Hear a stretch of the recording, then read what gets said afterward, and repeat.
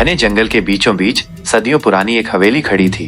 किंवदंती थी कि इस हवेली में राजा विक्रम सिंह का बेशकीमती खजाना छिपा है, लेकिन उस खजाने पर एक भयानक शाप लगा हुआ है। जो भी उसे पाने की कोशिश करेगा वो कभी वापस नहीं आएगा।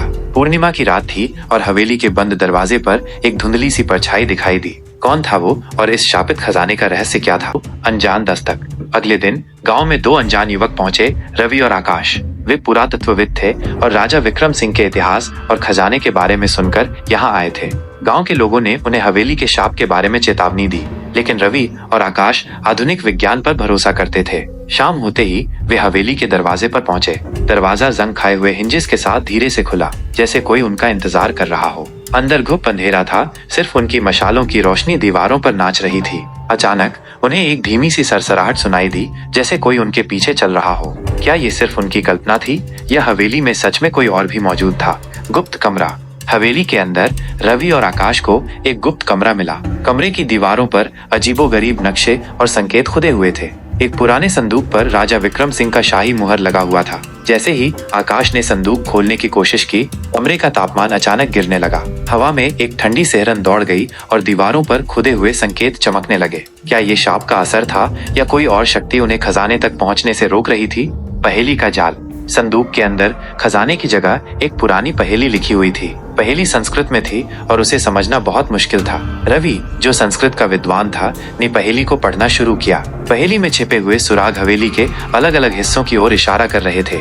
जैसे जैसे वे पहेली को सुलझाते गए, उन्हें हवेली के बारे में और भी रहस्यमय बातें पता चलती गईं। उन्हें एक गुप्त सुरंग मिली, जिसके अंत में एक और बंद दरवाजा था। इस दरवाजे के पीछे क्या था? क्या यही खजाने का असली ठिकाना था या कोई और खतरनाक रहस्य उनका इंतजार कर रहा था? धोखे का साया। सुरंग के अंदर रवि और आकाश को एक और कमरा मिला।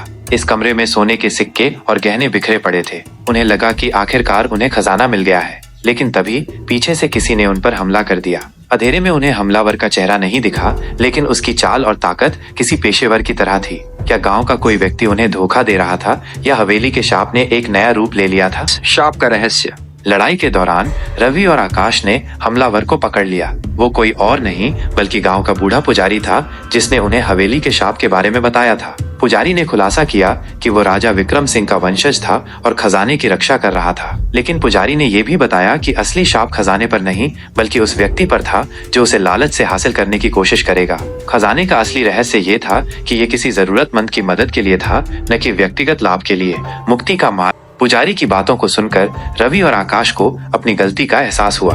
उन्होंने खजाने को गांव के विकास के लिए इस्तेमाल करने का फैसला किया। जैसे ही उन्होंने ये नेक इरादा जताया, हवेली में छाई उदासी दूर हो गई। दीवारों पर चमकते हुए संकेत शांत हो गए और कमरे का तापमान सामान्य हो गया। पुजारी ने उन्हें बताया कि यही शाप से मुक्ति का मार्ग था, निस्वार्थ सेवा। रवि और आकाश ने खजाने का इस्तेमाल गांव में स्कूल और अस्पताल बनवाने में किया, जिससे गांव में खुशहाली लौट आई। लेकिन हवेली का रहस्य हमेशा के लिए बना रहा। क्या सच में कोई शाप था या ये सिर्फ खजाने की रक्षा करने का एक तरीका था? अगर आपको ये रहस्यमयी कहानी पसंद आई तो कृपया मेरे चैनल को लाइक करें।